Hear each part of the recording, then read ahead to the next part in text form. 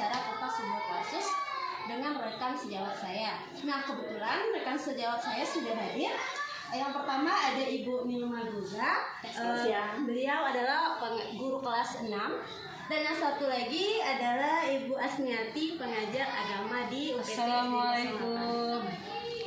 Nah, baiklah Ibu, kita langsung wawancara. Ini adalah salah satu kasus yang saya ambil dari LMS. Kasusnya ada 4, jadi saya ambil kasus yang pertama. Kebetulan ini berkaitan dengan SD. Nah, saya akan coba membacakan kasusnya. Ibu Tati adalah guru kelas 5 yang merupakan rekan kerja Anda, yang mana sama-sama mengajar kelas 5 yang kelasnya paralel. Ruang kelas Ibu Tati pun persis di sebelah ruang kelas Anda. Ibu Tati terkenal sangat disiplin dan cenderung galak. Pada sisi lain, Ibu Tati juga pekerja keras dan murid-muridnya pun selalu mendapatkan nilai-nilai yang sangat baik. Sebagian murid sangat takut kepada Ibu Tati, dan sebagian lain bisa menyesuaikan diri. Kepala sekolah Anda dan orang tua murid juga sangat menghargai Ibu Tati. Nah, suatu hari Anda mendengar tangisan seorang murid dan pergi keluar untuk melihat asal suara tangisan tersebut.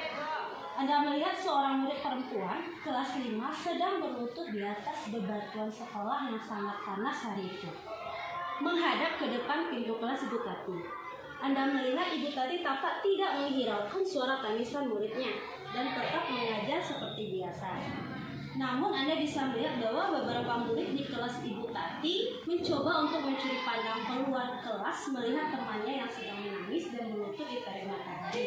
Nah, ini kasus yang saya pilih. Jadi saya meminta pendapat nanti dari Ibu berdua. Mungkin kita tanya dulu lah Ibu Nilma Guza ya. Kira-kira kalau kasus seperti ini ya Bu ya, apa yang akan Ibu lakukan? Melihat kasus seperti itu, apa yang akan Ibu lakukan ya? Baik, terima kasih Bu Elsi. Kalau dilihat tadi dari kasus yang saya dengar tadi, pertama kita tuh yang kita lihat dulu ya pasti si anak, karena si Ibu Tatinya tadi tuh mengajar di kelas. Mungkin karena saya ada karena kebetulan saya enggak ngajar gitu ya. Ada sudah masuk, jadi saya akan tanya ke si anaknya dulu apa alasannya, kemudian kenapa dia sampai kejadian seperti ini. Kemudian saya akan tenangkan anak tersebut, membujuk bagaimana dia nanti bisa tenang dulu gitu ya. Jadi itu pertama yang saya lakukan. Jadi saya tidak akan menuju ke Bu Tatinya dulu. Kasih kita tenangkan dulu si anaknya, menanya sebabnya apanya gitu ya, mungkin kesalahannya gitu ya, kenapa sampai begitu, mungkin PR-nya yang tidak dibikin, apa ada kesalahan dalam kelas yang dilakukannya. Karena kita lihat itu Bu Tati itu sangat disiplin sekali, dia tegas, mungkin dia tidak menginginkan anaknya seperti itu, sehingga Ibu Tati ini ya udah menegakkan kedisiplinannya. Mungkin itu kira-kira yang saya lakukan dulu, membujuknya si anak itu. Terima kasih Ibu Nilma Guza. Berarti Ibu menghampiri anak dulu, menanyakan kira-kira apa masalah, kenapa sampai dihukum seperti ini. Nah, bagaimana menurut Ibu Asniati? Kira-kira apa yang akan Ibu lakukan? Terima kasih Bu Elsi atas waktunya. Mungkin kalau dari segi jawaban, saya rasa itu tidak jauh beda dengan Ibu Nilma Guza ya. Yang pertama tentu kita akan tinjau dulu masalahnya apa, kenapa kok anak dihukum seperti itu ya, dijemur di atas panasnya matahari gitu. Setelah kita tahu apa penyebabnya, ke anak kita tinjau dulu ke anak, kesalahan apa yang dia lakukan sampai dia melakukan seperti itu. Setelah kita tahu apa masalahnya, kemudian kita kasih dia nasihat dulu. Setelah kita kasih nasihat, mungkin kita di lain kesempatan jika ada waktu nanti, mungkin kita akan coba berdiskusi, bertukar pikiran, bertukar pendapat dengan Ibu Tati tadi. Kenapa? Karena walaupun kita disiplin, walaupun kita tegas, kita tidak harus mendisiplinkan anak itu dengan kekerasan juga gitu kan. Ya, dengan fisik mungkin kita bisa beri hukuman yang berbentuk nasihat, atau bisa hukumannya itu bersifat mendidik, menunjang kepada pembelajarannya, mungkin itu.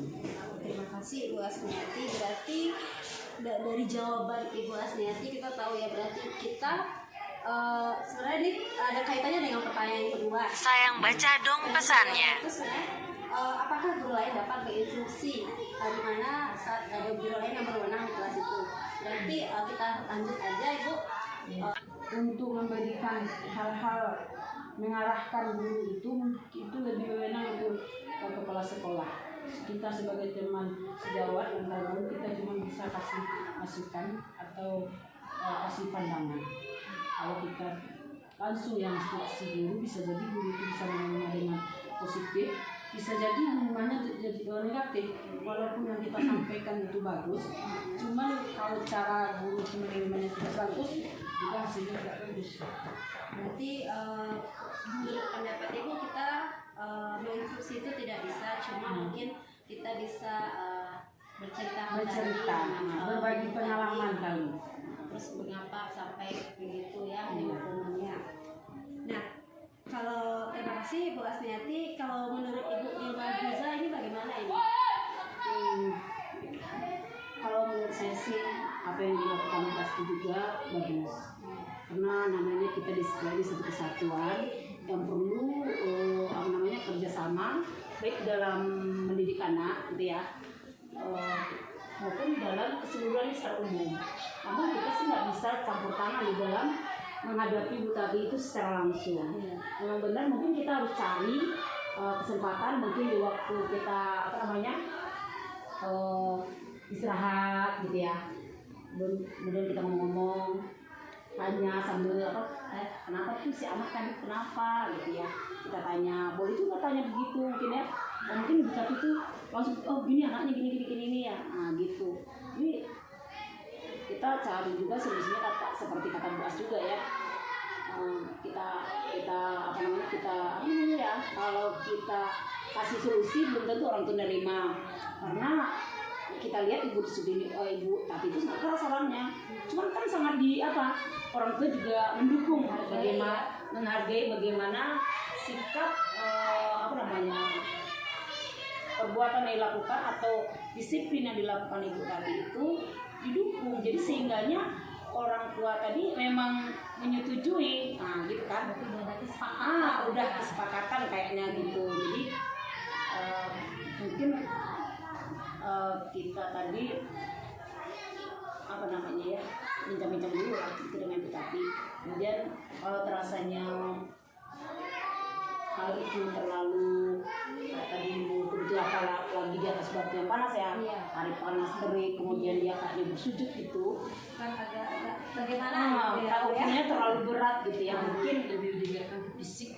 lebih diberatkan ke fisik, mungkin sedikit saya akan mencoba memasuki tahap itu, sehingga mungkin kedisiplinnya yang terlalu keras itu bisa dia berangsur-angsur dulu sedikit, janganlah sampai ke sana. Mungkin ya seperti kasih tugas yang lain, janganlah sampai berpanas, akhirnya bisa juga menyebabkan anak itu cedera mungkin ya, sakit. Akhirnya kalau terjadi demikian, disiplin kita yang kuat semacam itu akan berdampak juga terhadap masyarakat nantinya.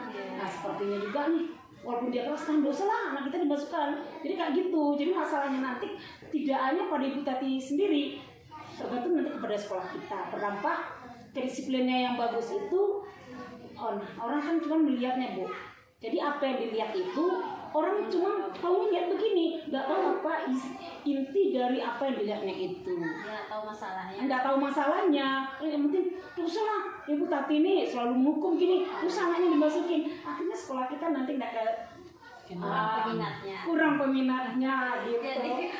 jadi gitu kalau kita bisa mungkin sambil berdiskusi, sambil lingkungan ibu tati juga, iya, bisa masukkan sedikit lah, jangan langsung memunculkan dia gitu ya. karena ini siapa tahu mereka sudah sepakat. Iya, ada sepakat. Jadi makanya kita ada kesepakatan. iya, kesepakatannya itu. Iya. Jadi kita nggak terlalu banyak campur, cuma mungkin ini bagus juga dilakukannya, tapi bagusnya yang kita buat itu dampaknya terhadap sekolah kita juga ada nantinya, mungkin itu kalau pendapat saya. Berarti begitu ya Bu ya. Nanti kalau seperti itu kita kadang kan ada juga yang mengatakan boleh aja, katanya kan kita satu ya masih satu lingkungan kan.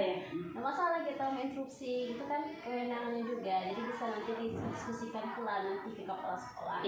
Tapi instruksinya seperti ini kan lebih ke pendekatan, seperti diskusi kita berarti sambil mendekati.